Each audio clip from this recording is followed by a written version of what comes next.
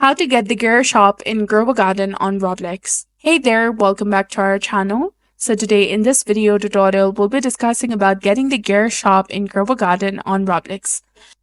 It's usually near the seed shop and cosmetic shop. So look for a building or a stall that says gear shop or something similar. Open the shop and then walk up to the gear shop and press the E key or tap the button on the screen, and this will open the shop and show you what's for sale. Now, how you can use the gear shop. Look at the tools and equipments available, like sprinklers and watering cans. Each item costs shekels, which is the game's currency. So add to your inventory and pick what you want and confirm your purchase to add it to your collection. Then after, the gear shop might change its items regularly, so check back to see new tools and special deals. So what to do if you can't find the gear shop? Restart the game.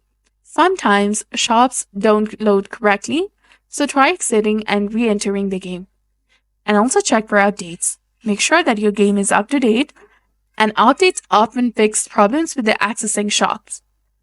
So using the gear shop helps you get important tools that make gardening easier and faster in Grow a Garden. So that's all there is to it. I hope you found this video helpful. If it was, please like, share, and subscribe.